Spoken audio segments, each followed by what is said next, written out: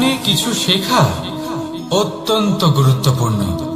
এবার কি কি শিখতে হবে সেই সব শেখানোর জন্য অনেক শিক্ষক রয়েছেন, কিন্তু কি শিখবেন না আর কি করবেন না এটা আমাদের নিজের অভিজ্ঞতা দিয়ে শিখতে হয়। কিন্তু তার মানে এটা নয় যে যদি আপনাকে শিখতে হয় যে আগুনের তাপ কতটা, আপনাকে আগুনের মধ্যে হাত দিতে হবে। না, অন্য কারোর অভিজ্ঞতা দ্বারাও শিখতে পারেন। প্রশ্ন শুধুমাত্র একটাই যে আপনি কি শিখতে চান নাকি চান না। যদি আপনি এটাই ভাবেন যে আমি শুধুই নিজের অভিজ্ঞতা দ্বারাই শিখতে চাই, তাহলে জীবনকাল ছোট মনে হবে, অনেক কিছুই শিখতে পারবেন না। তাই নিজের সাথে সাথে বড়দের অভিজ্ঞতা দ্বারাও শেখা শুরু করে দিন। এই সংসারের অভিজ্ঞতা দ্বারা শিখতে শুরু করে দিন। আর এটা নিশ্চিত রূপে শেখা আবশ্যক যে কখন কি করবেন না, কোথায় থামতে হবে আর কোথায় থামবেন না। তাহলে আসুন আর আমার সাথে ভালোবেসে বলুন, রাধা রাধা।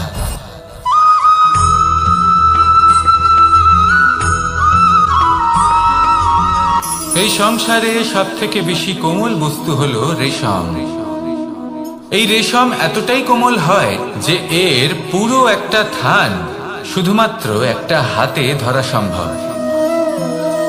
কখনো ভেবে দেখেছেন এই রেশম কিভাবে হয়?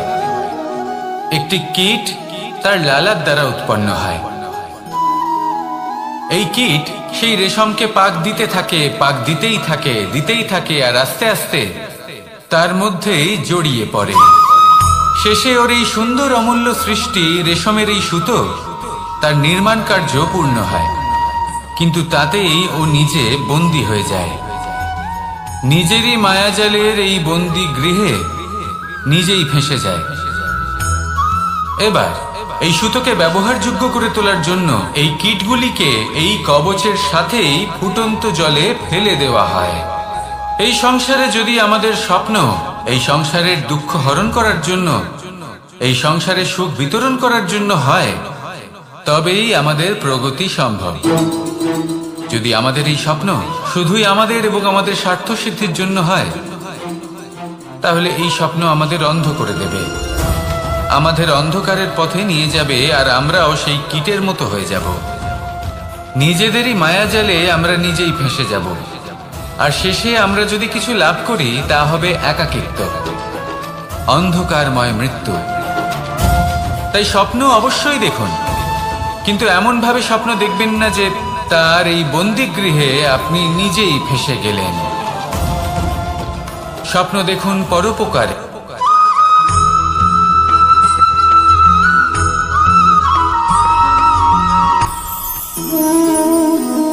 শক্তি এক অত্যন্ত বিচিত্র বস্তু, বা বলতে পারেন অনুভূতি।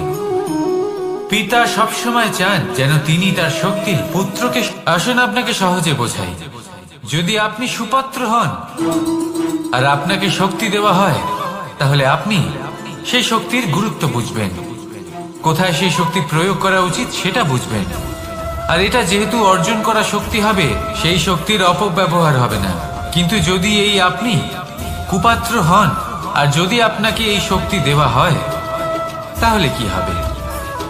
দেখতে গেলে এই শক্তি আপনি দান হিসেবে পেয়েছেন, তাই না আপনি এই শক্তির গুরুত্ব বুঝবেন, আর না এর প্রয়োগ আপনি জানবেন। তার অপব্যবহার হওয়া সুনিশ্চিত। তাই যদি আপনি কোনো শক্তি অর্জন করতে চান, তাহলে আগে তার যোগ্য হয়ে উঠুন। পুত্র নয়, পাত্র হয়ে উঠুন। আর আমার সাথে ভালোবেসে বলুন, রাধা রাধা।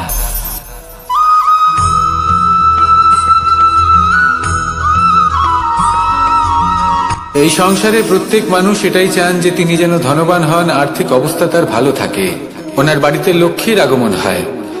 কিন্তু সেটা হবে কি করে, সেটাই হলো প্রশ্ন। কেউ বলেন যে যদি পরিশ্রম করো তাহলে ধন অর্জন সম্ভব, কেউ বলেন যে যদি বিদ্যা লাভ হয় তবেই ধন অর্জন সম্ভব, কেউ বলেন যে যদি বলশালী হও তবেই সম্পন্ন থাকবে। ভালো কথা, যদি তাই হয়ে থাকে, তবে দিনমজুর সারা দিন পরিশ্রম করেন, তিনি কেন ধনী হন না? অনেকজন বিদ্বান মানুষ আছেন এই সংসারে, তারা কেন ধনবান হন না? অনেক সংখ্যক বলশালী ব্যক্তি আছেন, তাদের কাছে ধন নেই কেন? তাদের কেন ধনের অভাব হয়? আবার এমনও কিছু মানুষ আছেন যারা পরিশ্রম করেন, তারা দিনমজুর, কিন্তু তারা ধন অর্জন করতে পারেন। কিছু বিদ্বান ব্যক্তি আছেন যাদের কাছে অধিক মাত্রায় ধন রয়েছে। কয়েকজন বলশালী ব্যক্তি রয়েছেন যাদের কাছে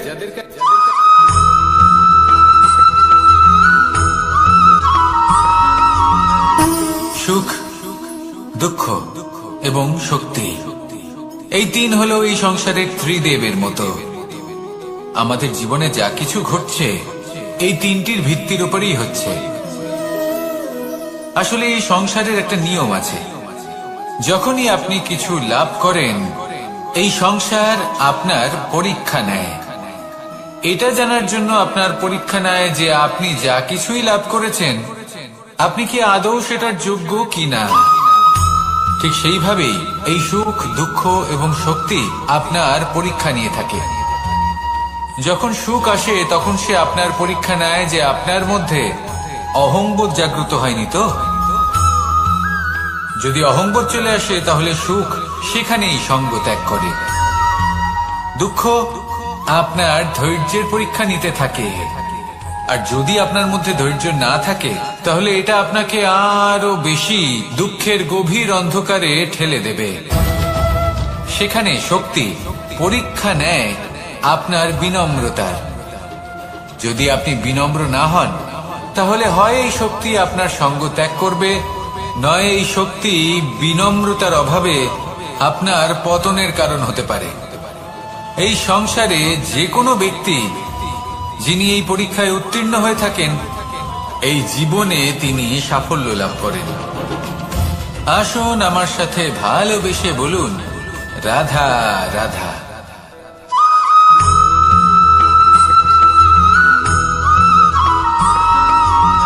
পঞ্চতত্ত্বের মধ্যে দ্বিতীয় তত্ত্ব হল ধরণী, ভূমি, যাকে আমরা ধরণী মাতা বলি। এই ধরণী ধৈর্য ধারণ করে, আর এর ওপরেই আমাদের সমগ্র সংসার নির্ভরশীল। কারণ এই ভূমি সহ্য ক্ষমতা রাখে, এর সহ্য ক্ষমতা হল অপরিসীম। সন্তান যতই আঘাত প্রদান করুক না কেন প্রেম পূর্বক সহ্য করে, আর তার বদলে অমূল্য রত্ন প্রদান করে। সন্তান যদি হাল চালায় তাহলে তার বদলে তাকে অন্ন প্রদান করে। এটাই হলো ধরণী। এবার এর থেকে আমরা কি শিক্ষা পেতে পারি? এটাই যে কারোর জন্য কিছু করা বা কাউকে কিছু দেওয়া মনে কোনো কামনা ছাড়াই। আর এই কথাটা বুঝে যান, যদি কারোর জন্য কামনা না রেখে বা কোনো পাওয়ার আশা না রেখে কারোর জন্য কিছু করেন বা কারোকে কিছু দেন, যদি এটা আপনি শিখতে পারেন তবে আপনি ভালোবাসতে শিখে গেছেন।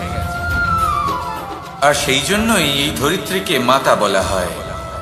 কারণ মাতা শুধু উনি নন যিনি গর্ভে সন্তানকে ধারণ করেন, মাতা তো উনিও যিনি জীবন বাঁচতে শেখান, যিনি জীবন বাঁচার উদাহরণ প্রদান করেন। তাহলে ধরণীর থেকে এই নিঃস্বার্থ ভাব শিখুন, নিঃস্বার্থ ভালোবাসা শিখুন, আর এই ভালোবাসার সাথেই বলুন, রাধা রাধা।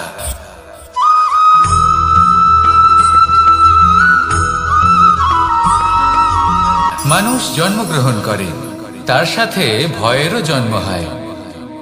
ছোটবেলা থেকেই আমাদের মনে কোনো না কোনো প্রকারের ভয় থেকেই যায়। কেউ এই বিষয়ে ভয় পায় যে তার কোনো বস্তু তার থেকে দূরে চলে যাবে, কেউ এই বিষয়ে ভয় পায় যে আমি নিজেকে হারিয়ে ফেলব, কেউ এই ভেবে ভয় পায় যে আমার প্রিয়জনেরা তারা যেন আমার থেকে দূরে না চলে যায়, কেউ এই ভেবে ভয় পায় যে আমরা যেন পথ না হারিয়ে ফেলি, আদি ইত্যাদি। কিন্তু সত্যি কথা বলতে ভেবে দেখুন এই ভয় বাস্তবে কি? শুধুই একটা মনস্থিতি, আর কিছুই নয়। যা কিছু আপনি জীবনে পেয়েছেন তা একদিন আপনাকে হারাতে হবে। এই জীবন হলো আপনারই, কিন্তু তাও একদিন সমাপ্ত হবে। তাই ভয় পেয়ে কি লাভ? এই ভয় শুধু আপনাকে জীবন যাপন করা থেকে বাধা দিচ্ছে, আর কিচ্ছু নয়। পথ হারিয়ে ফেললেই বুঝতে পারবেন যে নতুন পথ কিভাবে বানাতে হয়। কিছু মানুষকে জীবন থেকে হারালে তবেই আপনি বুঝবেন যে আপনার আপনজনকে। এই ভয়ের কারণে ভীত হয়ে থাকবেন না। এই তারা নক্ষত্র অন্ধকারের অভাবে গুরুত্ব হারায়। শিবকেও মহাদেব হওয়ার জন্য বিষ পান করতে হয়েছিল। প্রত্যেক পরিস্থিতি, প্রত্যেক সাফল্য আপনার পরীক্ষা নেবে, তাতে উত্তীর্ণ হওয়া হলো আপনার কর্ম। যখনই আপনি ভয় পাবেন বা সংকটের সম্মুখীন হবেন, তখন সাহসের সাথে তার সম্মুখীন হন। মনে রাখবেন, যে সম্মুখীন হতে জানে সাফল্য তার সাথে সবসময় থাকে। আসুন আর আমার সাথে ভালোবেসে বলুন, রাধা রাধা।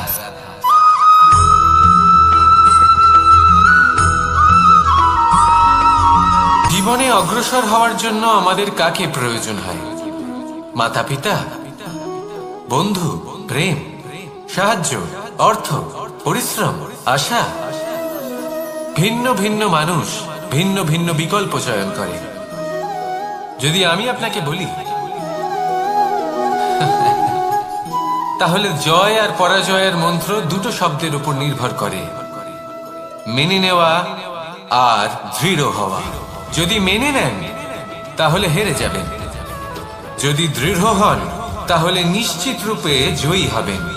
যদি কখনো আপনি ক্লান্ত হয়ে ওঠেন, আপনি দুঃখী হন, পুরোপুরি ভেঙে পড়েছেন, তখন মেনে নেবেন না যে আপনি ভেঙে পড়েছেন, নয়তো হেরে যাবেন। তখন উল্টে স্থির করবেন যে যাই হয়ে যাক না কেন, আমি জয়ী হবই। আর আপনি দেখবেন যে জয় নিশ্চিত রূপে আপনার কাছেই আসবে। তাহলে এই কথা মনে রাখবেন আর আমার সাথে ভালোবেসে বলবেন, রাধা রাধা।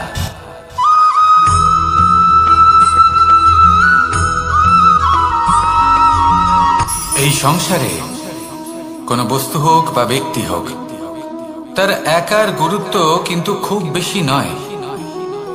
একটা উদাহরণ হিসেবে বৃষ্টির ফোঁটাকে ভেবে দেখুন। যদি একটি বৃষ্টির ফোঁটা হয় তাহলে তার খুব বেশি গুরুত্ব থাকে না, কিন্তু যখন সহস্র বৃষ্টির ফোঁটা মেঘের মধ্যে দিয়ে ঝরে পড়ে, তখন সেটা বর্ষার রূপ ধারণ করে। সেই বর্ষা যা এই প্রকৃতিকে শান্ত করে। সেইভাবেই পাথরের ছোট টুকরো, তার খুব বেশি গুরুত্ব থাকে না, কিন্তু যখন অসংখ্য পাথরের টুকরো একত্রিত হয় তখন তা পর্বতের আকার ধারণ করে। সেইভাবেই কিছু মানুষ যখন একত্রিত হন তখন তৈরি হয় পরিবার, কিছু পরিবার যখন একত্রিত হয় তখন তৈরি হয় সমাজ, যখন অনেক সংখ্যক সমাজ একত্রিত হয় তখন তৈরি হয় রাজ্য। এবার এই রাজ্যের সব থেকে গুরুত্বপূর্ণ ব্যক্তি হতে পারেন রাজা, কিন্তু তাও সেই রাজা একা কিছু করতে পারেন না। যুদ্ধ লড়ার সময় তারও নিজের সৈন্যদলকে প্রয়োজন পড়ে। কিন্তু এই সংসারে এমন একজন ব্যক্তি আছেন যিনি একাই সব কাজ করতে থাকেন, এবং সেই ব্যক্তি হলেন মা। আমাদের জীবনে একজন পিতার ভূমিকা কিন্তু নিঃসন্দেহে অমূল্য, কিন্তু আমাদের সকলের জীবনে যে ভূমিকা একজন মায়ের তা অন্য কারোর থাকে না।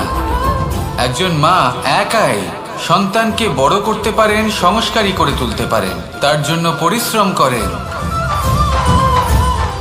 আর এত কিছু কাজ করার পরেও তার কাজের জন্য তিনি প্রশংসা অবশ্য পান না। উল্টে যদি সেই সন্তান অনুচিত পথে চালিত হয়, অনুচিত কর্ম করে, তখন সেই মাকেই অপবাদের পাত্র হয়ে উঠতে হয়। আমাদের জীবনে মায়ের যোগদান কতটা সেটা বুঝুন। আপনাকে বড় করে তোলার জন্য উনি কতটা পরিশ্রম করেছেন সেটা বুঝুন। আজ থেকে, এখন থেকে, এই মুহূর্ত থেকে মাকে সম্মান করতে শিখুন। যখন সময় পাবেন, যখন সুযোগ হবে, তখন তার প্রশংসা করুন, ওনারও ভালো লাগবে। আর মায়ের এই মমতার জন্য, তার এই ভূমিকার জন্য আসুন সবাই মিলে আমরা তাকে প্রণাম করি, আর সকলে মিলে ভালোবেসে বলি, রাধা রাধা।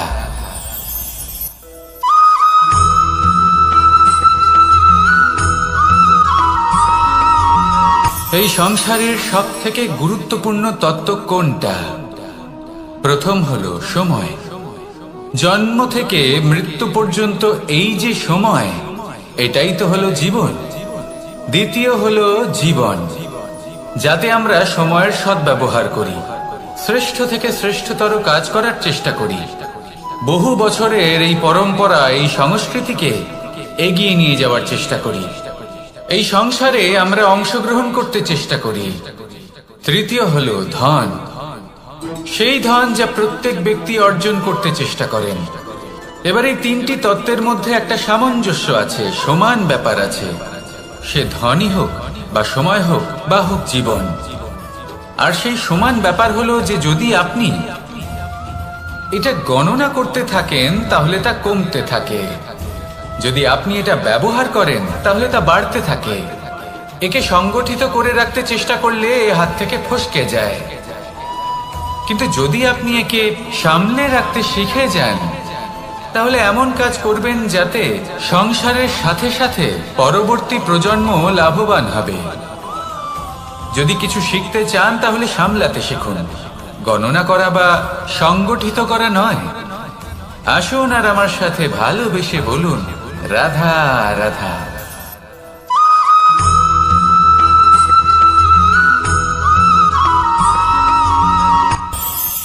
এই সংসারে আমরা প্রকাশ কোথা থেকে পাই?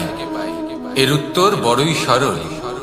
ভোরে যখন সূর্যোদয় হয় তখন প্রকাশের কিরণ আমাদের ঘরে এসে পৌঁছয়, এইভাবেই আমরা প্রকাশ লাভ করি।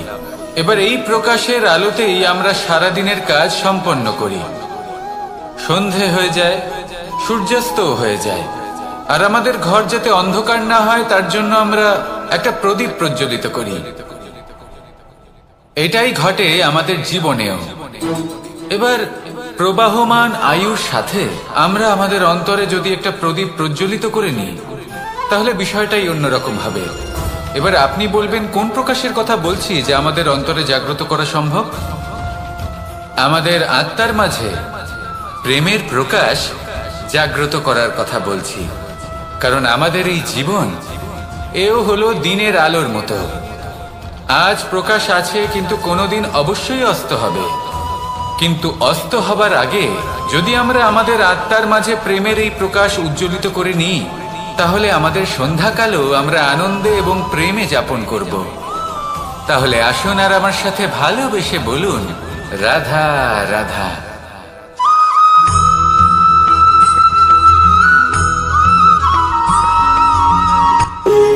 যখন মানুষের মৃত্যু হয় তখন কি হয়?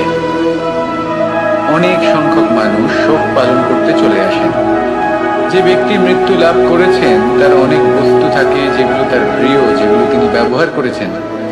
তার শয্যা, তার বস্ত্র, তার আভূষণ সবকিছু তার থেকে বিচ্ছিন্ন করা হয় এবং খালি হাতে তাকে শ্মশানের উদ্দেশ্যে রওনা করা হয়। আমি আপনাকে এই প্রশ্ন করতে চাই, আপনি এই সংসারে কি অর্জন করেছেন? ধন, সম্পত্তি, বস্ত্র, আভূষণ, এই সব কিছু যে আপনি অর্জন করেছেন আপনার মৃত্যুর পরে তা আপনার থেকে দূর হয়ে যাবে। এর উত্তর হলো একটাই, আপনার কর্ম। শুধু সেটাই আছে যা একান্ত আপনার, আর শুধু সেটাই এই সংসার থেকে চলে যাওয়ার পরেও সংসারেই জীবিত থাকবে। যদি আপনি দুষ্কর্ম করেন তাহলে এই সংসার আপনাকে একটি অনুচিত উদাহরণ হিসেবে মনে রাখবে যে এই ব্যক্তি খুব পাপী ছিল, অনুচিত কর্ম করতেন। যে পথে তিনি চলেছেন সেই পথে কারোর চলা উচিত নয়। সেখানেই যদি আপনি সৎকর্ম করেন তাহলে সংসার চিরকাল এটাই বলবে যে খুব ভালো মানুষ ছিলেন, সবাইকে ভালোবাসতেন, সবাইকে সাহায্য করতেন, আমার খুব প্রিয় মানুষ ছিলেন। এটাই হলো শ্রেষ্ঠ কর্ম। সেই জন্য জীবনে শুধুমাত্র ধন, সম্পত্তি, আভূষণ এই সব অর্জন করতে গিয়ে নিজের মনোনিবেশ করবেন না। শ্রেষ্ঠ কর্ম করুন। সংসার থেকে চলে যাওয়ার পরেও এই কর্মই এই সংসারে আপনাকে জীবিত রাখবে। আসুন আমার সাথে ভালোবেসে বলুন, রাধা রাধা।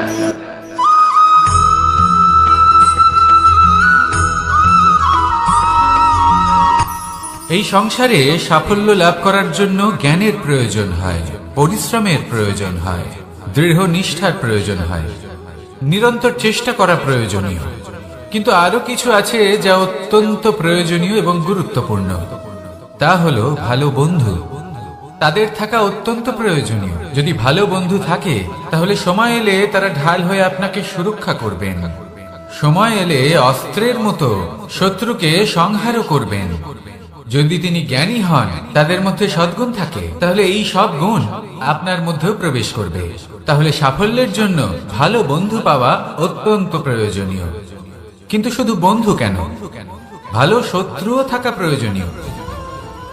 এবার আপনি ভাববেন, আমি কি বললাম? যদি আপনার জীবনেও ভালো অর্থাৎ শক্তিশালী শত্রু থাকে, তাহলে আপনিও শক্তিশালী হতে থাকবেন।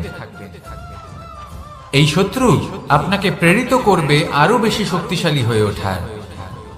কখনো কোনো হরিণকে দেখুন, তীব্র গতিতে দৌড়তে থাকে। কেন তীব্র গতিতে দৌড়য়? এই কারণে নয় যে কোথাও তার জন্য মধুর ঘাস অপেক্ষা করে রয়েছে, না। সে এই কারণে তীব্র গতিতে দৌড়য় কারণ সেটা না করলে তার পেছনে একটি সিংহ আছে যে ওকে নিজের ভোজন করে ফেলবে। তাই জীবনে বিপদ, সংকট, এই সবকিছুও হলো অত্যন্ত গুরুত্বপূর্ণ। তার সম্মুখীন হতে শিখুন আর আমার সাথে ভালোবেসে বলুন, রাধা রাধা।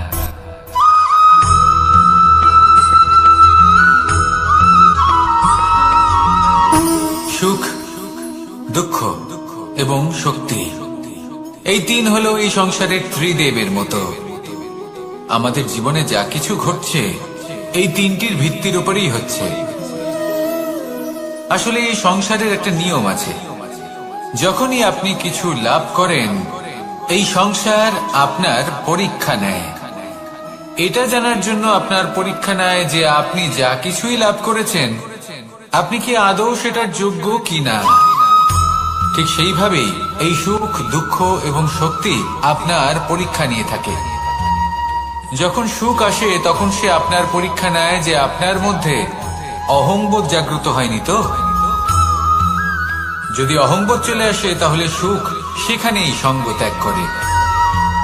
দুঃখ আপনার ধৈর্যের পরীক্ষা নিতে থাকে। আর যদি আপনার মধ্যে ধৈর্য না থাকে তাহলে এটা আপনাকে আরো বেশি দুঃখের গভীর অন্ধকারে ঠেলে দেবে। সেখানে শক্তি পরীক্ষা নেয় আপনার বিনম্রতার।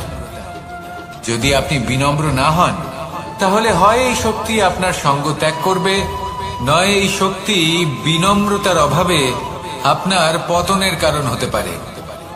এই সংসারে যে কোনো ব্যক্তি যিনি এই পরীক্ষায় উত্তীর্ণ হয়ে থাকেন, এই জীবনে তিনি সাফল্য লাভ করেন। আসুন আমার সাথে ভালোবেসে বলুন, রাধা রাধা।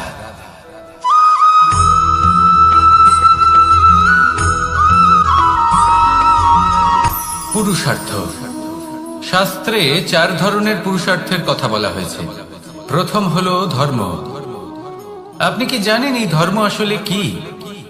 আপনার কি মনে হয় ধর্ম আসলে কি? কোনো বিশেষ ঈশ্বরকে মানাই কি ধর্ম বলা হয়? নাকি কোনো বিশেষ রীতি পালন করাই হলো ধর্ম? নাকি কোনো বিশেষ সাহিত্যকে সর্বশ্রেষ্ঠ মনে করাই হলো ধর্ম? না, ধর্ম হলো সেটা যাকে ধারণ করা যেতে পারে। আর ধারণ শুধু সেটাই করা যায় যা পবিত্র। পবিত্র শুধু তাকেই বলা হয় যা নিঃস্বার্থ, যার মধ্যে শাসন করার কোনো ইচ্ছে নেই, যা সরলভাবেই প্রবাহমান, জল এবং বায়ুর মতো। যখন কোনো ব্যক্তি ধর্মকে ধারণ করেন এবং সেই ধর্ম সেই ব্যক্তিকে রক্ষা করে, তখন তাকে ধর্ম বলা হয়। ধর্ম যা রক্ষা করে অহংকার থেকে, খারাপ চিন্তার হাত থেকে। সেই জন্য পুরুষার্থ গড়ে তোলার আগে, ধর্ম পালন করার আগে ধর্মের প্রকৃত অর্থ কি সেটা বুঝে নিন। এটা জেনে রাখুন যে সমস্ত ধর্মের আধার, সমস্ত ধর্মের ভিত শুধুমাত্র ভালোবাসা। আসুন আর এই ভালোবাসার সাথেই বলুন, রাধা রাধা।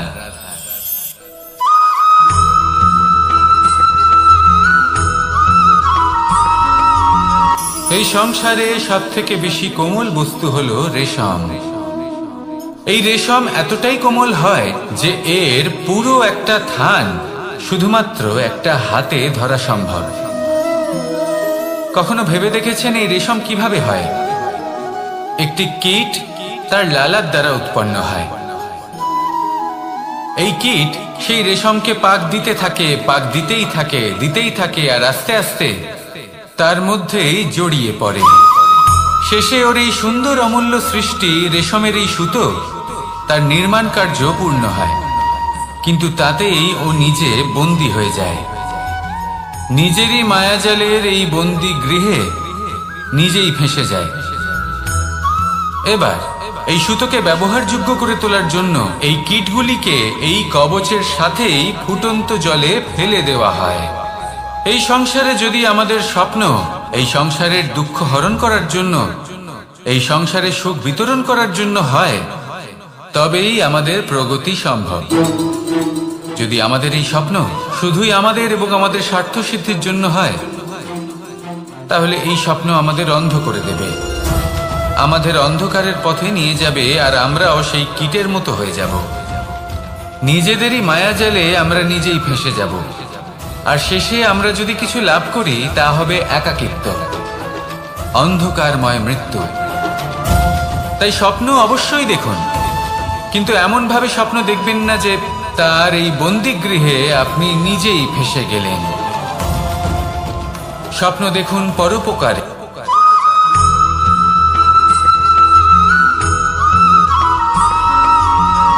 কেউ বলে জীবন খুব ক্ষণস্থায়ী, কেউ বলে জীবন হলো একটা সুন্দর স্বপ্নের মতো, আবার কেউ বলবে জীবন হলো এক কঠোর সত্য। কিন্তু জীবন আসলে কি? জীবন হলো আপনারই প্রতিবিম্ব, একটা দর্পণ।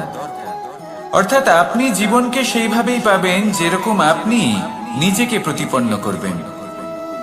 যদি আপনি দর্পণের দিকে তাকিয়ে হাসেন, তাহলে আপনি সামনে হাসি মুখী দেখতে পাবেন। এবার যদি আপনি গম্ভীর হয়ে থাকেন, তাহলে আপনি একজন রুষ্ট ব্যক্তি দেখতে পাবেন। শেষে সবথেকে বেশি গুরুত্বপূর্ণ হলো আপনার চেষ্টা। আপনাকে সবসময় চেষ্টা করতে হবে যাতে আপনি নিজেকে প্রসন্ন এবং ইতিবাচক মনোভাবে রাখেন। এটা হলো আপনারই উত্তরদায়িত্ব, তাকে পালন করুন। এই মনকে প্রসন্ন রাখুন, এই সংসারকে সুন্দর বলে মনে হবে, আর এই মন প্রসন্ন হয়ে বলবে রাধা রাধা।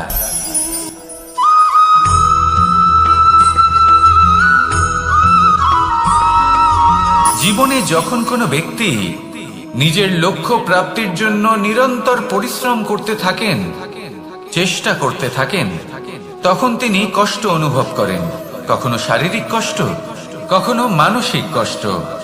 এবার উনি এটা ভাবতে থাকেন যে আমি কি উচিত করছি নাকি অনুচিত করছি।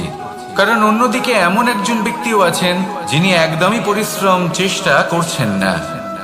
তিনি মদিরা পান করেন, বিলাসিতায় জীবন কাটান, অলস প্রকৃতির হয়ে ওঠেন, নিদ্রাতে বিলীন হয়ে থাকেন আর ভাবেন যে তিনি সুখ লাভ করছেন। কিন্তু এরকম কেন হয়? কারণ যখন আমরা সৎ পথে থাকি, উচিত পথে চলি, লক্ষ্য প্রাপ্ত করার জন্য চেষ্টা করতে থাকি, তখন আমাদের ভেতরে থাকা নেতিবাচক শক্তি এবং পাপ এই দেহকে ত্যাগ করে দেয়। আর এই অনুভূতিটাই আমাদের দুঃখের অনুভূতি দেয়, কষ্ট দেয়। এবার সেখানে যদি আমরা কুপথে চলি, অনুচিত পথে চলতে থাকি, তাহলে আমাদের ভেতরে থাকা পুণ্য এবং ধনাত্মক শক্তি আমাদের দেহ ত্যাগ করে দেয়। আর এই অনুভূতির কারণেই আমরা সুখ অনুভব করি। কিন্তু কখনো ভাববেন যে এই সুখ বেশি সময় পর্যন্ত থাকে না। সেই জন্য সবসময় মনে রাখবেন, যদি আপনি জানেন যে এটাই আপনার লক্ষ্য, এটাই উচিত পথ, শুভ পথ, তাতে নিরন্তরভাবে এগিয়ে যেতে চেষ্টা করতে থাকুন। এই কষ্ট আপনাকে সুখের পরাকাষ্ঠায় কখন পৌঁছে দেবে তা আপনি জানতেই পারবেন না। আসুন আমার সাথে ভালোবেসে বলুন রাধা রাধা।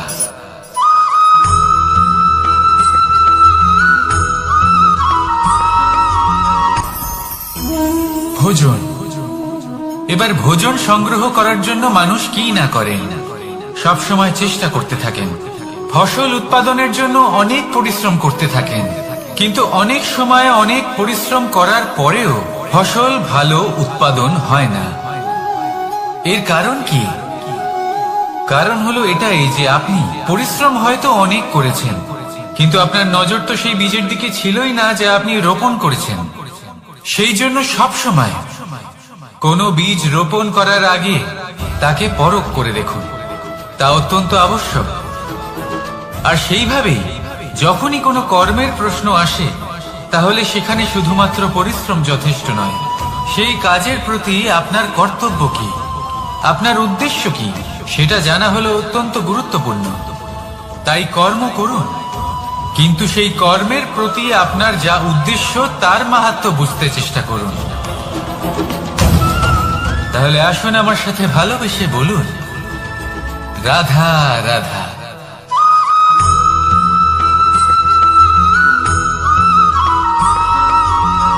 পিতা আর পুত্রের সম্পর্ক অত্যন্ত মধুর হয়ে থাকে। পিতা স্বপ্ন দেখেন, তাকে পূর্ণ করার সকল সম্ভাব্য চেষ্টা করেন, কিন্তু তাও অনেক সময় ওনার স্বপ্ন অপূর্ণ থেকে যায়।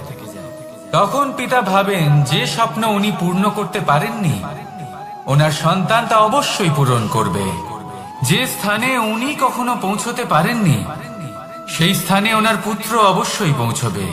পিতা নিজের সন্তানের ভবিষ্যৎ নিয়ে সেই স্বপ্ন দেখেন, আর যখন সেই সন্তান সামনে এগোতে থাকে তখন তার দুঃখ হয় না, বরং গর্ব হয়।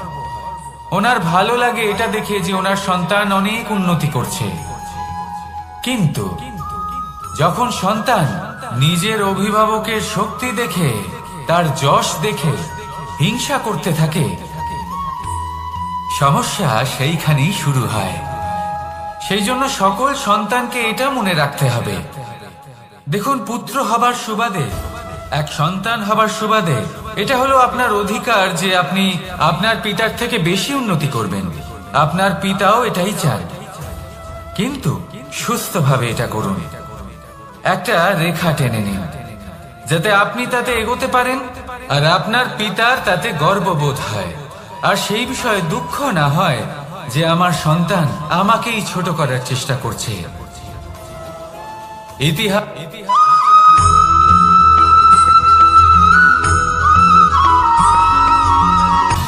সময়, জীবন, কাল।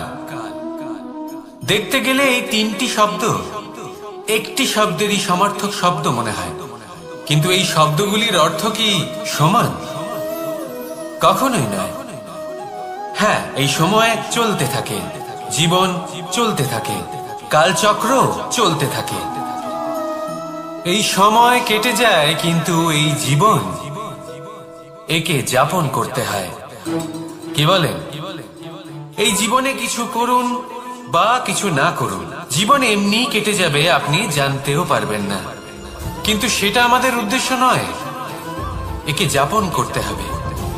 এই জীবনে প্রেরণা পেতে শিখুন, প্রেরণা দিতে শিখুন, আহ্বান গ্রহণ করতে শিখুন, আহ্বান জানাতে শিখুন, মহান কাজ করতে শিখুন, ধন্যাত্মক বোধ জাগিয়ে তুলুন। জীবন অতিবাহিত করার অর্থ কি তা আপনি শিখে যাবেন, কারণ সময় কেটে যায়, সমস্ত যুগ কেটে যায়, কিন্তু জীবনের রীতি জীবন কাটিয়ে দেওয়া নয়, জীবন যাপন করা। এই জীবন সম্পূর্ণরূপে অনুভব করতে হবে, নতুন পথ বানাতে হবে। এবারে যদি এই জীবন বাঁচার সময় একবার ভেবে দেখুন, যদি মনে প্রেম থাকে, সদ্ভাবনা থাকে, তাহলে কি হবে? এই জীবনকে বাঁচার অনুভূতিটাই অন্যরকম হয়ে যাবে, একটা আনন্দময় অনুভূতি লাভ করবেন। তাহলে এটাই করুন, আর আমার সাথে ভালোবেসে বলুন, রাধা রাধা।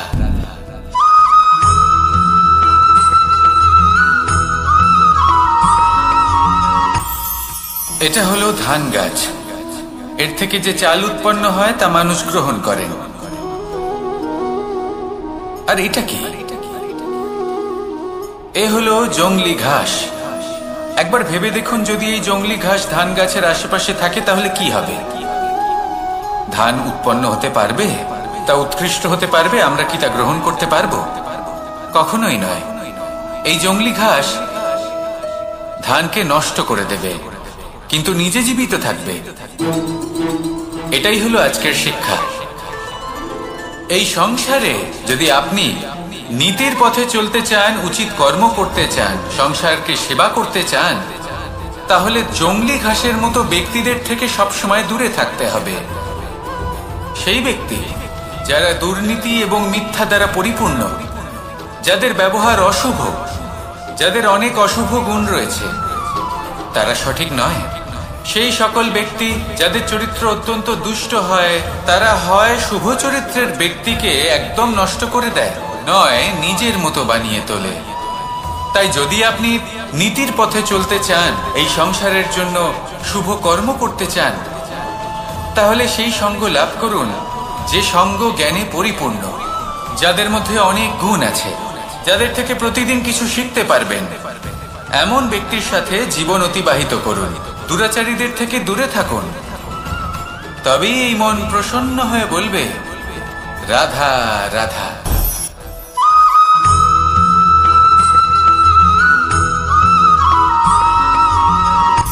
সূচের শেষে একটি ছিদ্র থাকে, যার দ্বারা আমরা এই সুতো পরাতে পারি, আর তারপর সূচের সাহায্যে এই সুতো দিয়ে বস্ত্র সেলাই করা যায়। কিন্তু যদি সুতোটা সোজা করে ধরা না হয়, তাহলে সূচে কখনো এই সুতো পরানোই সম্ভব নয়। যদি এতে কোনো গিঁট পড়ে, তখন তা কখনোই এই ছিদ্র দ্বারা প্রবেশ করা সম্ভব নয়। ঠিক এইভাবেই যদি আপনি কারোর জীবনে প্রবেশ করতে চান, কারোর অন্তরে প্রবেশ করতে চান, তাহলে আপনাকেও সহজ থাকতে হবে। এতে কোনো গিঁট থাকলে চলবে না, অর্থাৎ মনে যাতে কোনো মালিন্য না থাকে, যেন কোনো কুচিন্তা না থাকে। যদি এসব থাকে, তাহলে আপনি কখনো কারোর জীবনে প্রবেশ করতে পারবেন না। আর যদি কোনোভাবে আপনি প্রবেশ করেও যান, তাহলে তার মনে ঘর করতে পারবেন না। নিজেকে এই সুতোর মতন করে তুলুন, সহজ। মনে যেন কোনো কুচিন্তা না থাকে, সবার প্রতি যেন সদ্ভাবনা থাকে, শুভ চিন্তা থাকে। এমনটা করতে থাকুন। এমন একটা দিন আসবে যেদিন এই সমস্ত সংসারের ব্যক্তির মনে আপনি বাস করবেন, আর তখন এই মন প্রসন্ন হয়ে বলবে, রাধা রাধা।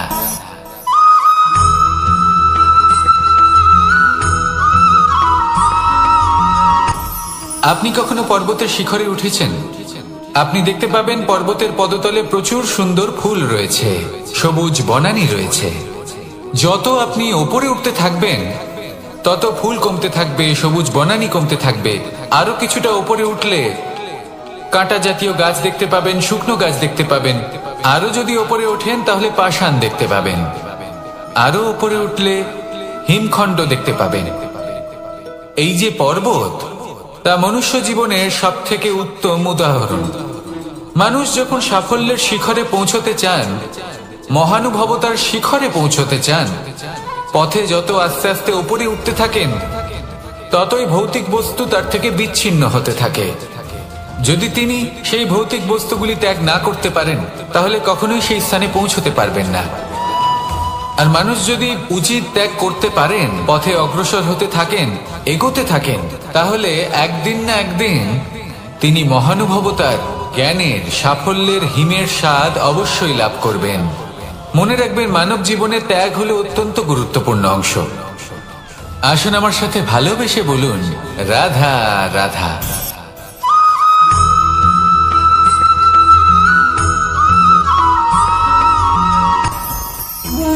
ভোজন। এবার ভোজন সংগ্রহ করার জন্য মানুষ কি না করেন, সব সময় চেষ্টা করতে থাকেন। ফসল উৎপাদনের জন্য অনেক পরিশ্রম করতে থাকেন, কিন্তু অনেক সময় অনেক পরিশ্রম করার পরেও ফসল ভালো উৎপাদন হয় না। এর কারণ কি? কারণ হলো এটাই যে আপনি পরিশ্রম হয়তো অনেক করেছেন, কিন্তু আপনার নজর তো সেই বীজের দিকে ছিলই না যে আপনি রোপণ করেছেন। সেই জন্য সব সময় কোনো বীজ রোপণ করার আগে তাকে পরখ করে দেখুন, তা অত্যন্ত আবশ্যক। আর সেইভাবেই যখনই কোনো কর্মের প্রশ্ন আসে, তাহলে সেখানে শুধুমাত্র পরিশ্রম যথেষ্ট নয়, সেই কাজের প্রতি আপনার কর্তব্য কি, আপনার উদ্দেশ্য কি, সেটা জানা হলো অত্যন্ত গুরুত্বপূর্ণ। তাই কর্ম করুন, কিন্তু সেই কর্মের প্রতি আপনার যা উদ্দেশ্য তার মাহাত্ম্য বুঝতে চেষ্টা করুন। তাহলে আসুন আমার সাথে ভালোবেসে বলুন, রাধা রাধা।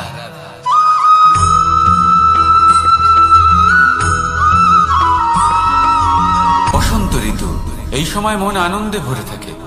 এমন মনে হয় যেন আমরা আকাশে বিচরণ করতে চলে যাই, কিন্তু সেটা তো সম্ভব নয়।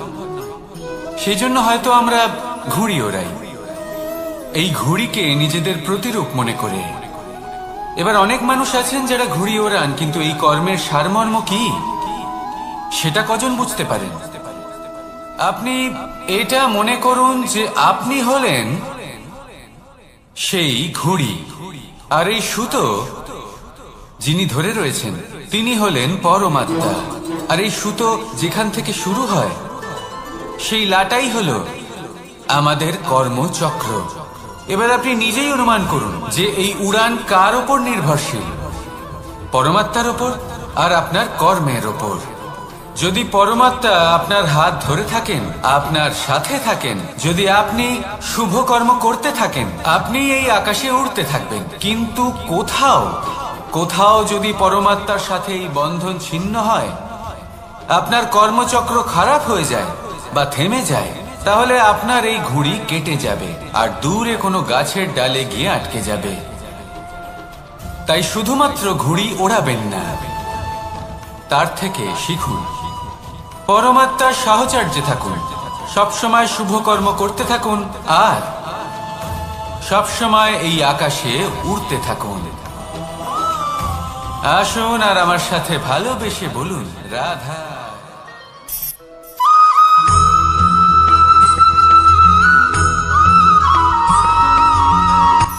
এই সংসারে সাফল্য লাভ করার জন্য জ্ঞানের প্রয়োজন হয়, পরিশ্রমের প্রয়োজন হয়, দৃঢ় নিষ্ঠার প্রয়োজন হয়, নিরন্তর চেষ্টা করা প্রয়োজনীয়। কিন্তু আরো কিছু আছে যা অত্যন্ত প্রয়োজনীয় এবং গুরুত্বপূর্ণ। তা হলো ভালো বন্ধু। তাদের থাকা অত্যন্ত প্রয়োজনীয়। যদি ভালো বন্ধু থাকে তাহলে সময় এলে তারা ঢাল হয়ে আপনাকে সুরক্ষা করবেন। সময় এলে অস্ত্রের মতো শত্রুকে সংহারও করবেন। যদি তিনি জ্ঞানী হন, তাদের মধ্যে সদ্গুণ থাকে, তাহলে এই সব গুণ আপনার মধ্যেও প্রবেশ করবে। তাহলে সাফল্যের জন্য ভালো বন্ধু পাওয়া অত্যন্ত প্রয়োজনীয়। কিন্তু শুধু বন্ধু কেন, ভালো শত্রুও থাকা প্রয়োজনীয়। এবার আপনি ভাবেন, আমি কি বললাম? যদি আপনার জীবনেও ভালো অর্থাৎ শক্তিশালী শত্রু থাকে, তাহলে আপনিও শক্তিশালী হতে থাকবেন। এই শত্রু আপনাকে প্রেরিত করবে আরো বেশি শক্তিশালী হয়ে ওঠার। কখনো কোনো হরিণকে দেখুন, তীব্র গতিতে দৌড়তে থাকে। কেন তীব্র গতিতে দৌড়য়? এই কারণে নয় যে কোথাও তার জন্য মধুর ঘাস অপেক্ষা করে রয়েছে, না। সে এই কারণে তীব্র গতিতে দৌড়য় কারণ সেটা না করলে তার পেছনে একটি সিংহ আছে যে ওকে নিজের ভোজন করে ফেলবে। তাই জীবনে বিপদ, সংকট, এই সবকিছুও হলো অত্যন্ত গুরুত্বপূর্ণ। তার সম্মুখীন হতে শিখুন আর আমার সাথে ভালোবেসে বলুন, রাধা রাধা।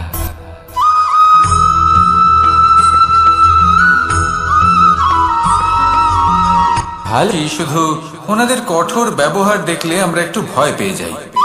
এবার ওনাদের এই কঠোর ব্যবহার আমাদের ভালো না লাগলেও অত্যন্ত আবশ্যক, কারণ মাতার থেকে আমরা যে শক্তি লাভ করি তা যেন নিয়ন্ত্রণ হারিয়ে বিধ্বংসী না হয়ে ওঠে।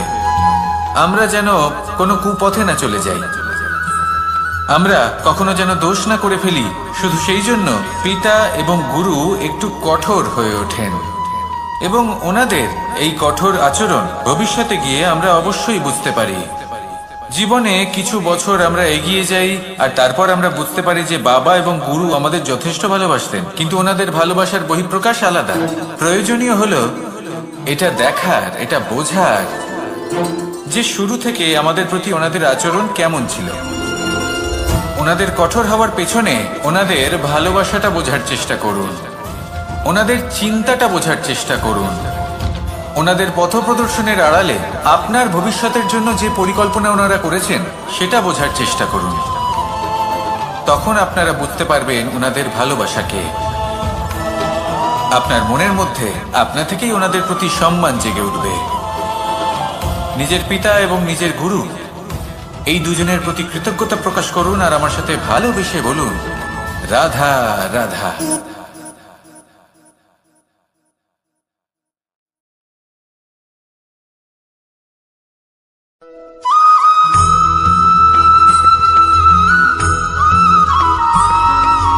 কথায় আছে, প্রত্যেক পুত্র তার পিতার প্রতিচ্ছবি হয়, আর সমস্ত প্রতিচ্ছবি চায় যেন সে তার অস্তিত্ব প্রাপ্ত করতে পারে। পুত্র চায় সে যেন তার পিতার মতো হয়, বা কখনো কখনো তার থেকেও শ্রেষ্ঠ হয়। সেটা কোনো অনুচিত ব্যাপার নয়। অনুচিত তখন হয় যখন পুত্র নিজের পিতার মতো হবার স্বপ্ন পূরণ করতে গিয়ে বা তার থেকেও শ্রেষ্ঠ হওয়ার স্বপ্ন পূরণে অনুচিত পথের আশ্রয় নেয়। কারণ তারপরে সে তার পিতার গুণগুলি আত্মসাৎ করতে চায় না। সে শুধুই এটা চায় যে সংসারের চোখে যেন আমি শ্রেষ্ঠ প্রমাণিত হই। এটা অনুচিত। সংসারে এমন অনেক মানুষ আছেন যারা এই কারণে শ্রেষ্ঠ হওয়ার চেষ্টা করেন যাতে তার পরিবারের তার পিতার সম্মান বৃদ্ধি পায়। এমনও মানুষ থাকেন, আর এটাই হলো পার্থক্য উদ্দেশ্যের। মনে রাখবেন, যদি আপনার উদ্দেশ্য শুভ হয় তাহলে পথও শুভ হবে, যদি আপনার উদ্দেশ্য অশুভ হয় তাহলে পথও অশুভ হবে। তাহলে নিজের পিতার মতো হবার চেষ্টা অবশ্যই করুন, তার থেকেও শ্রেষ্ঠ হওয়ার চেষ্টা অবশ্যই করুন, কিন্তু মনে রাখবেন আপনার সংকল্প আর আপনার উদ্দেশ্য এই দুই শুভ হওয়া উচিত। তাহলে আসুন আর আমার সাথে ভালোবেসে বলুন, রাধা রাধা।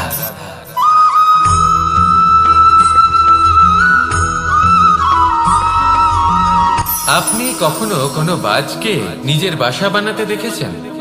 এই বাজ যখনই কোনো বাসা বানায় তখন উঁচু গাছের ডালে বা কোনো পর্বতের শিখরে বাসা বানায়, অনেক উচ্চতায়, আর সেখানে তার সন্তানও জন্মগ্রহণ করে। যখন এই সন্তানেরা জন্মায় তখন এই বাজ খুবই ভালোবেসে এবং খুব সাবধানে এদের পালন পোষণ করে। নিজের ঠোঁট দিয়ে তাদের ঠোঁটে খাবার পরিবেশন করে। কিন্তু যেই সেই সন্তানেরা হৃষ্টপুষ্ট হয়ে যায় এবং সেই কথা বাজ নিজে বুঝতে পেরে যায়, সেই বাজ নিজেই সেই বাসা ছিন্ন ভিন্ন করে দেয়। সেই সন্তান যাদের সবেমাত্র ডানা গজিয়েছে, কিভাবে উঠতে হয় তারা জানে না, সেই সন্তানগুলিকে উচ্চতা থেকে ঠেলে দেয়। সেই সন্তান প্রথমে ভয়ভীত হয়ে যায়। তারা সামনে মৃত্যুকে দেখতে পেয়ে ভয়ের কারণে তাদের ডানা ঝাপটাতে থাকে, আর সেই প্রক্রিয়াতেই সেই সন্তানগুলি উড়তে শুরু করে দেয়। এবার এই ঘটনায় আমরা কি শিক্ষা পেতে পারি? এটাই, যদি আপনি মাতা পিতা হন তাহলে নিজের সন্তানকে অবশ্যই স্নেহ করুন, কিন্তু তাদেরকে নিজের আঁচলের তলায় বেঁধে রাখবেন না। যদি আপনি চান আপনার সন্তান জীবনে উন্নতি করুক, তাহলে নিজের মুঠো থেকে তাদের স্বতন্ত্র করে দিন, এই সংসারে সংঘর্ষ করতে দিন। সেই সন্তান নিজেই বুঝতে পারবে যে জন্মের সময় পাওয়া ডানা কি করে ব্যবহার করতে হয়। আর আপনার চোখের সামনে আপনার সন্তান এই আকাশে উড়তে থাকবে। তাহলে আসুন আমার সাথে ভালোবেসে বলুন, রাধা রাধা।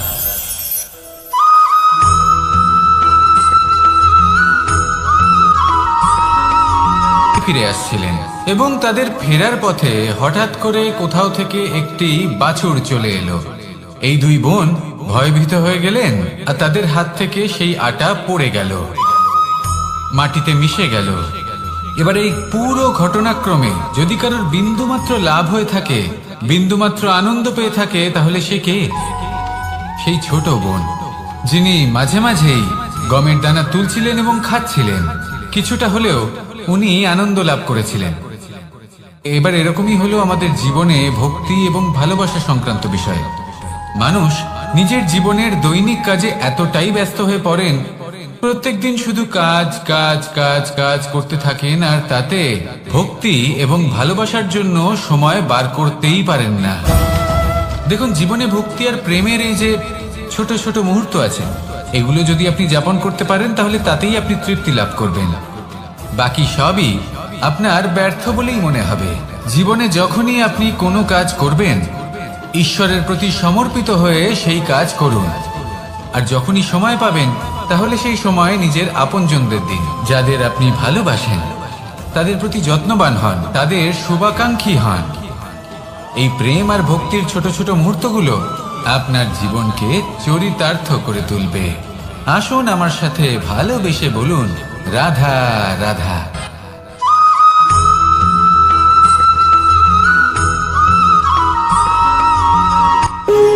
যখন মানুষের মৃত্যু হয় তখন কি হয়? অনেক সংখ্যক মানুষ শোক পালন করতে চলে আসেন। যে ব্যক্তি মৃত্যু লাভ করেছেন তার অনেক বস্তু থাকে যেগুলো তার প্রিয়, যেগুলো তিনি ব্যবহার করেছেন। তার শয্যা, তার বস্ত্র, তার আভূষণ সবকিছু তার থেকে বিচ্ছিন্ন করা হয় এবং খালি হাতে তাকে শ্মশানের উদ্দেশ্যে রওনা করা হয়। আমি আপনাকে এই প্রশ্ন করতে চাই, আপনি এই সংসারে কি অর্জন করেছেন? ধন সম্পত্তি, বস্ত্র, আভূষণ, এই সবকিছু যে আপনি অর্জন করেছেন, আপনার মৃত্যুর পরে তা আপনার থেকে দূর হয়ে যাবে। এর উত্তর হলো একটাই, আপনার কর্ম। শুধু সেটাই আছে যা একান্ত আপনার, আর শুধু সেটাই এই সংসার থেকে চলে যাওয়ার পরেও সংসারেই জীবিত থাকবে। যদি আপনি দুষ্কর্ম করেন তাহলে এই সংসার আপনাকে একটি অনুচিত উদাহরণ হিসেবে মনে রাখবে যে এই ব্যক্তি খুব পাপী ছিল, অনুচিত কর্ম করতেন। যে পথে তিনি চলেছেন সেই পথে কারোর চলা উচিত নয়। সেখানেই যদি আপনি সৎকর্ম করেন তাহলে সংসার চিরকাল এটাই বলবে যে খুব ভালো মানুষ ছিলেন, সবাইকে ভালোবাসতেন, সবাইকে সাহায্য করতেন, আমার খুব প্রিয় মানুষ ছিলেন। এটাই হলো শ্রেষ্ঠ কর্ম। সেই জন্য জীবনে শুধুমাত্র ধন সম্পত্তি, আভূষণ এই সব অর্জন করতে গিয়ে নিজের মনোনিবেশ করবেন না। শ্রেষ্ঠ কর্ম করুন। সংসার থেকে চলে যাওয়ার পরেও এই কর্মই এই সংসারে আপনাকে জীবিত রাখবে। আসুন আমার সাথে ভালোবেসে বলুন, রাধা রাধা।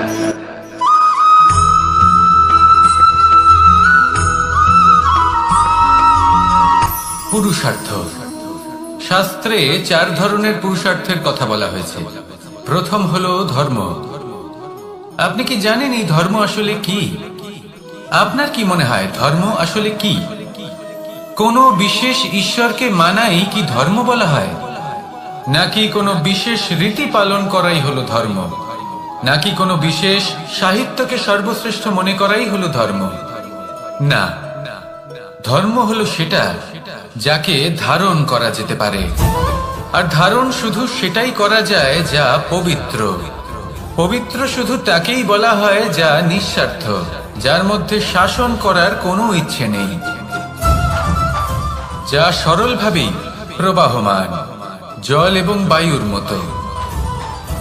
যখন কোনো ব্যক্তি ধর্মকে ধারণ করেন এবং সেই ধর্ম সেই ব্যক্তিকে রক্ষা করে, তখন তাকে ধর্ম বলা হয়। ধর্ম যা রক্ষা করে অহংকার থেকে, খারাপ চিন্তার হাত থেকে। সেই জন্য পুরুষার্থ গড়ে তোলার আগে, ধর্ম পালন করার আগে ধর্মের প্রকৃত অর্থ কি সেটা বুঝে নিন।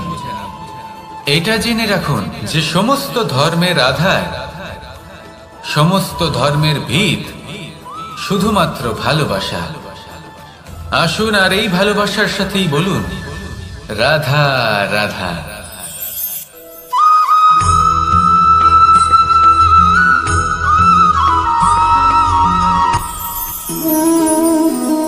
শক্তি এক অত্যন্ত বিচিত্র বস্তু, বা বলতে পারেন অনুভূতি। পিতা সবসময় চান যেন তিনি তার শক্তির পুত্রকে। আসুন আপনাকে সহজে বোঝাই। যদি আপনি সুপাত্র হন আর আপনাকে শক্তি দেওয়া হয়, তাহলে আপনি সেই শক্তির গুরুত্ব বুঝবেন, কোথায় সেই শক্তি প্রয়োগ করা উচিত সেটা বুঝবেন। আর এটা যেহেতু অর্জন করা শক্তি হবে, সেই শক্তির অপব্যবহার হবে না। কিন্তু যদি এই আপনি কুপাত্র হন আর যদি আপনাকে এই শক্তি দেওয়া হয়, তাহলে কি হবে? দেখতে গেলে এই শক্তি আপনি দান হিসেবে পেয়েছেন, তাই না আপনি এই শক্তির গুরুত্ব বুঝবেন আর না এর প্রয়োগ আপনি জানবেন। তার অপব্যবহার হওয়া সুনিশ্চিত।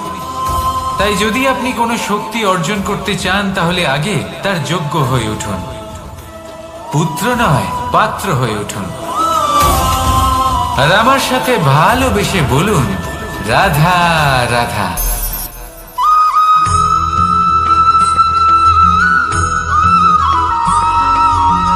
কথায় আছে যে এমন কোনো অক্ষর নেই যার দ্বারা কোনো মন্ত্র হয় না। এমন কোনো বনস্পতি নেই যা নিজেই একটা ঔষধি নয়। পৃথিবীর এমন কোনো ব্যক্তি নেই যার মধ্যে কোনো যোগ্যতা থাকে না। শুধু প্রয়োজন হলো যে ব্যক্তিকে আমরা খুঁজে চলেছি তাকে সঠিকভাবে চিনে নেওয়া। যদি তার যোগ্যতা, তার বিশেষত্ব আমরা বুঝতেই না পারি, তাহলে আর লাভ কি রইল? এই সংসারে এমন অনেক ব্যক্তি রয়েছেন যারা ছোট ছোট অসফলতার কারণে আপনাকে এটা বলে দেবে যে আপনি কোনো কাজের নন, আপনি হলেন মূর্খ, আপনি কিছুই করতে পারবেন না। এইসব কথায় কখনোই বিশ্বাস করবেন না, কারণ আপনি এবং প্রত্যেকটি জীব এই পরমাত্মা এবং এই প্রকৃতির সৃষ্টি, যা অত্যন্ত বিশেষ। যদি আপনাকে উদাহরণ দিই, তাহলে একদিকে আছে তরোয়াল, একটা বড় লম্বা তরোয়াল, যার দ্বারা যুদ্ধ করা যায়, জয়লাভ করা যায়। আর অন্যদিকে রয়েছে একটা ছোট্ট সূচ। কিন্তু যে কাজ একটা ছোট্ট সূচ করতে পারে, তা একটা তরোয়াল দ্বারা সম্ভব নয়। এর অর্থ হলো এটাই যে প্রত্যেকটা রচনা অত্যন্ত অমূল্য এবং অত্যন্ত বিশেষ হয়। তাহলে বিশ্বাস রাখুন যে আপনি অত্যন্ত বিশেষ একজন। আর প্রেমের সাথে বলুন, রাধা রাধা।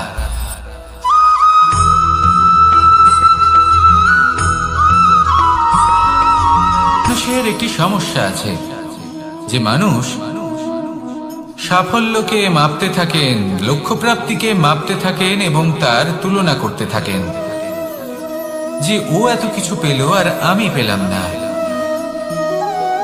ওর কাছে এত কিছু আছে কিন্তু আমার কাছে নেই। এই তুলনা করার জন্য ওনারা দুঃখী হয়ে পড়েন, নিরাশ হয়ে পড়েন। তাই আমি একটা প্রশ্ন করছি যে এটা কি উচিত? এই সংসারে আপনি কি নিয়ে তুলনা করবেন, যেখানে সূর্যদেব চন্দ্রমা দুজনেই আছেন, দুজনেই হলেন বিশেষ, দুজনেই নিজ নিজ সময়ে উদিত হন। এদের মধ্যে একজন না থাকলে তাহলে আমাদের জীবন কঠিন হয়ে পড়বে। ঠিক সেইভাবেই আপনি যদি একটা বড় রেখা অঙ্কন করেন, তাহলে অন্য রেখাটি ছোট হয়ে পড়ে না, সে তেমনই থাকে যেমনটা সে ছিল। আপনার অস্তিত্ব কখনো ছোট বা বড় হতে পারে না। শুধু তুলনা করার জন্য আপনার এটা মনে হতে পারে। যদি আপনি যুদ্ধ করতে চান, আপনার তলোয়ারের প্রয়োজন পড়বে। যদি বস্ত্র তৈরি করতে চান, এত বড় তলোয়ার দিয়ে কিছুই হবে না, তখন প্রয়োজন পড়বে একটা ছোট্ট সূচের। তাই তুলনা করবেন না, না নিজেকে ছোট মনে করবেন, না অন্য কাউকে। সবার সাথে সহযোগিতা করুন, আর যদি তুলনা করতেই হয়, নিজের সাথে করুন। যে কাল আমি কেমন ব্যক্তি ছিলাম, আজ কি তার থেকে শ্রেষ্ঠ হয়ে উঠতে পেরেছি? ভেবে দেখুন ভবিষ্যতে গিয়ে আপনি কতটা শ্রেষ্ঠ ব্যক্তি হতে পারেন। আসুন আমার সাথে ভালোবেসে বলুন, রাধা রাধা।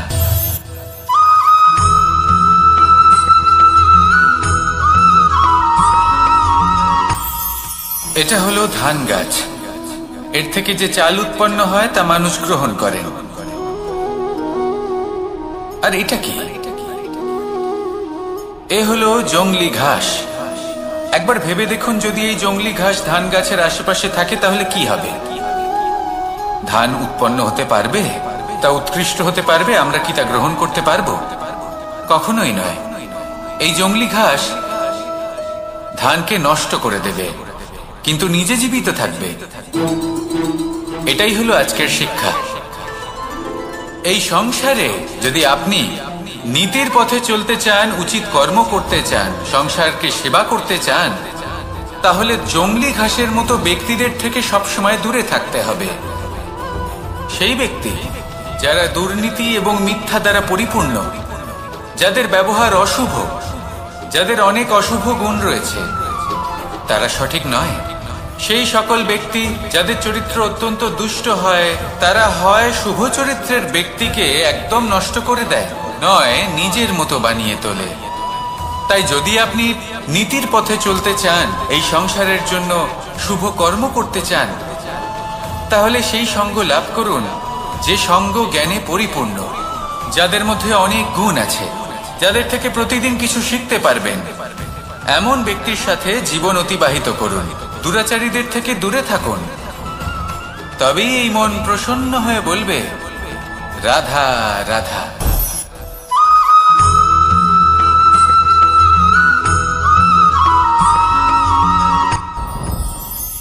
সাথী। সাথী এই শব্দটির ব্যাখ্যা কে কিভাবে করে? মিত্র, সখা, বন্ধু।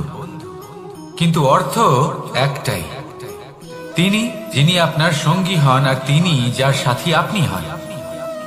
এবার সব থেকে বড় প্রশ্ন হলো এটাই যে তিনি কে হতে পারেন যাকে আপনি আপনার সাথী বলে মেনে নিতে পারেন, নিজের সখা, নিজের মিত্র, নিজের বন্ধু মেনে নিতে পারেন। আপনার সাথী হলেন তিনি যিনি দুঃখের সময় আপনার পাশে থাকবেন, আপনার হাত ধরে থাকবেন। আপনার সাথী হলেন তিনি যার হাত আপনি নিজের সুখের দিনে ধরে থাকবেন।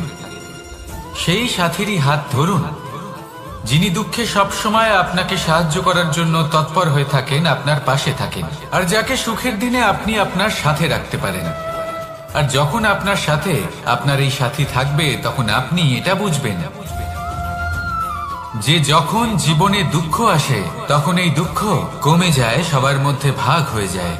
আর যদি তখন সুখ আসে তাহলে সেটা সবার উপস্থিতিতে আরো বেড়ে যায়। এটাই হলো প্রেম, এটাই হলো ভালোবাসা, এটাই হলো সঙ্গ। যেমন সম্পর্ক আমার আর রাধার মাঝে। তাহলে আসুন আর আমার সাথে ভালোবেসে বলুন, রাধা রাধা।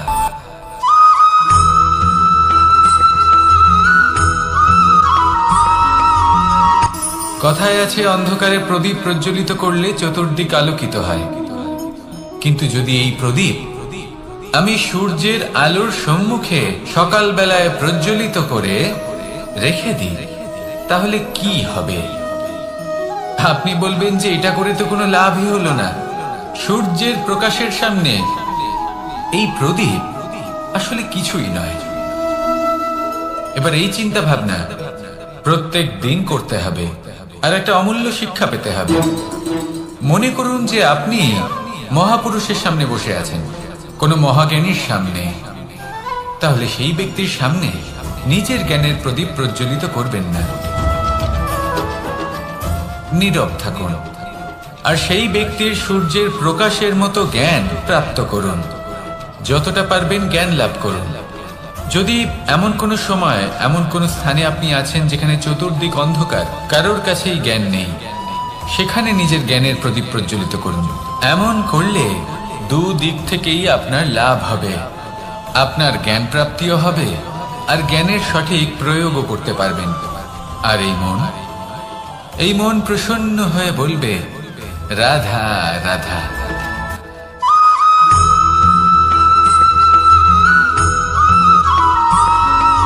প্রত্যেক মানুষ নিজের জীবনে হীরক তথা হিরে এবং দর্পণ এই দুই দেখেছেন।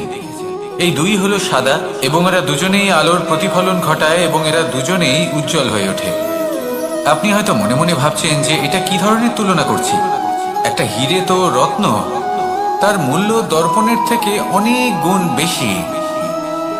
কিন্তু হিরে থাকাতে দর্পণের মূল্য কিন্তু কোনো অংশে কমে যায় না, তাই না? মানুষ যখন হিরে নিজের হাতে নেয় তখন সবার আগে কি খোঁজে? দর্পণ, যাতে তার মধ্যে দিয়ে দেখে সে বুঝতে পারে যে সেই হিরে আদৌ তার শোভাবর্ধন করছে কিনা, তাকে ভালো দেখাচ্ছে কিনা, প্রসাধনের জন্য সেটা ব্যবহার করা ঠিক হবে কিনা। অর্থাৎ হীরের উপস্থিতিতে দর্পণের গুরুত্ব কম হলো না, দর্পণের কারণে হীরের মূল্য বোঝা গেল। আমাদের জীবনেও ঠিক এরকমই ঘটে। আপনারা যদি এই সংসারে নিজের আশেপাশে দেখেন, এমন অনেক মানুষ দেখতে পাবেন যারা নিজেদের ক্ষেত্রে মহান স্থানে পৌঁছেছেন, নিপুণ এবং শ্রেষ্ঠ হয়েছেন। আর তাদের মধ্যে আপনার নিজের মনে হয় যেন আপনি হলেন দর্পণ। নিজেকে ছোট মনে করবেন না। আপনার মূল্য কম হচ্ছে না, আপনার নিজস্ব মূল্য আছে। আর যদি আপনার অস্তিত্ব না থাকে, তাহলে ওনাদের অস্তিত্বের মূল্য সংসার বুঝতেই পারবে না। জীবনে সবসময় চেষ্টা করবেন যাতে আপনি আরো বেশি শ্রেষ্ঠ হয়ে উঠতে পারেন। আপনি নিজে যে স্থানে আছেন সেটাকে ছোট মনে করবেন না, তারও নিজস্ব একটা মূল্য আছে। যদি আপনি হিরে হয়ে থাকেন তাহলে অহংকার করবেন না, যদি আপনি দর্পণ হয়ে থাকেন তাহলে নিজেকে ছোট মনে করবেন না। আসুন আর আমার সাথে ভালোবেসে বলুন, রাধা রাধা।